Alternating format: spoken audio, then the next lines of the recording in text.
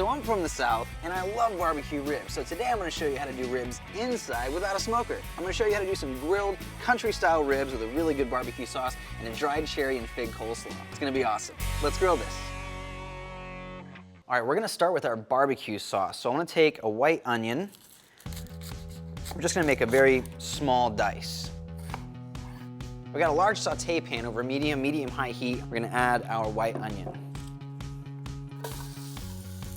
Also gonna take some garlic and do a nice small chop. And there's a lot of different kinds of barbecue sauce out there. You've got the more smoky, the more sweet, the more tangy. One of the things I like to do is kind of combine all of those different ingredients, all those different flavor profiles from all over the country. I'm gonna add my ketchup. Most barbecue sauces are ketchup based. So we're gonna start with this one. Just dump it all in there. We're also gonna add a touch of red wine vinegar. This is gonna bring out some of that bright, tart flavor, just a touch.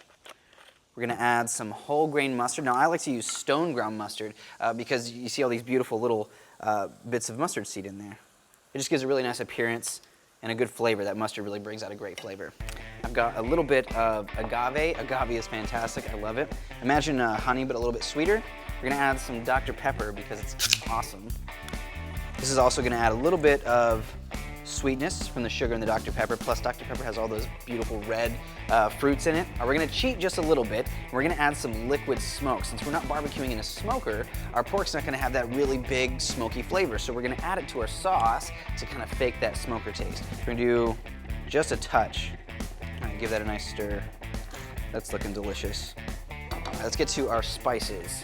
So I've got some chili powder, I've got some smoked paprika, I've got some paprika and some onion powder. Now all of these flavors together are gonna give our barbecue sauce kind of that big lift in flavor. I mean, spices are what it's all about, but most importantly, it's that smoked paprika. Don't forget that, smoked paprika. So we're gonna add our beautiful spices. We're gonna add some whiskey. You know, most people buy their barbecue sauce, but how long did that take? I mean, just a couple of minutes. So you can totally make your own barbecue sauce at home and it'll be delicious. It'll be better and actually more unique to exactly what you want to taste rather than usually the sweet stuff you get at the grocery store. When most people think about barbecue, they're usually thinking about pork. But in Texas and a lot of other styles of barbecue, they do beef barbecue as well. But today we're doing pork ribs. We're actually doing the country style ribs. Now in the rib section of the pig, we have the top part, which is the baby back ribs. Those are the small, delicate ribs on the top. Then we have the country style ribs a little bit farther down, more meaty, and then the spare ribs at the very bottom. Now the spare ribs are right on top of the bacon. So once they cut the bacon away, then you're left with the spare ribs. Now the spare ribs and the country ribs are really, really meaty cuts. They're not quite as delicate as the baby back ribs, but they're still delicious. They just need a little bit of loving, which is why we're braising them for a few hours so they get really, really tender and fall to bits. We're gonna go right down to our hot grill pan.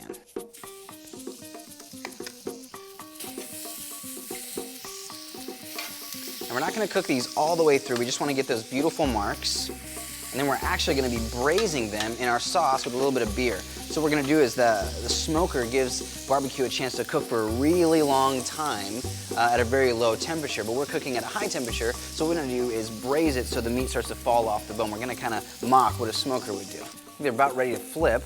You can see those nice, beautiful grill marks. Now we're searing them on the outside, so all that juice is gonna stay in really nicely. Look at that, that's just gorgeous. We're basically gonna do a little Dutch oven action. We're gonna put our ribs right down in the bottom, just like that. So you get those beautiful grill marks, I love that. You go right down in the bottom. Then we're gonna take our sauce, and we're gonna put 2/3 of our sauce over the top, and the rest of it we're gonna save for later. Now if you wanted to do these in your oven, you could. Just put them in like one of those aluminum pans with a cover, and then you're gonna put them on about 375 for 350 for about 3 hours. Now my last little bit I'm gonna add is beer. This is gonna actually mix with that barbecue sauce and create like a barbecue beer braising liquid. It's gonna be delicious. I'm gonna pop the lid on this bad boy. We're gonna go in the oven for, let's say 2.5 hours, 3 hours. We'll see what happens. While my ribs are cooking, let's get to the coleslaw. It's pretty simple. We're just gonna make a very simple vinaigrette. A lot of people use mayonnaise in their coleslaw. I'm just not a big fan. So we're gonna use some olive oil, some red wine vinegar. That looks good. We're also gonna do some whole grain mustard. This is gonna give our coleslaw a nice little tang to it. So we have our vinaigrette, just give it a quick whisk. That looks great. All right, let's get to our cabbage. So we're gonna go real thin, just like that, so you get thin little bits. Now this is relatively inexpensive, so if you're having a big party, you're having friends over, if you're tailgating or something like this, you can cook for a lot of people for pretty cheap and pretty quick. I mean, the ribs, all you have to do is do a few more of them, and you're cooking for a ton of people.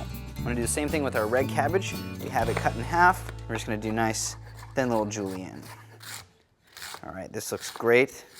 And we're also gonna add some delicious dried fruits. This dried cherry and dried fig gives a really interesting chewy characteristic. Plus, all the flavor from the Dr. Pepper in our barbecue sauce is now gonna be compounded by all the dried fruit in our coleslaw. So I'm gonna take these beautiful dried figs, I'm gonna cut the little stem off, and I'm gonna cut them in half. So we're just left with that beautiful little guy right there.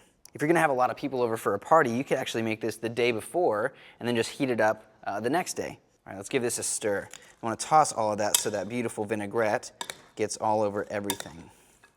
All right, our ribs are looking awesome. Let's give these bad boys a look. Ooh, that's what I'm talking about. Oh, you can see that meat is just falling right off the, oh, can you see that? So tender, just falling to bits. We'll start in the bottom of our plate, some of this beautiful slaw. That looks so good. Take our rib, and go right over the top, just like that. Now this dish will fake anyone that doesn't know you don't have a smoker, because they're gonna be that delicious. Now last little bit, we're gonna finish with some of that sauce that we kept. We're gonna go right over the top and just let it fall down. Oh my goodness. Let's give this a try. Look at that meat. Oh my gosh, can you see that? Just like, whoop, just pulls right off the bone. That is what I'm talking about. A little bit of that fig. And that, my friends, is how you grill indoors. What's that barbecue inside?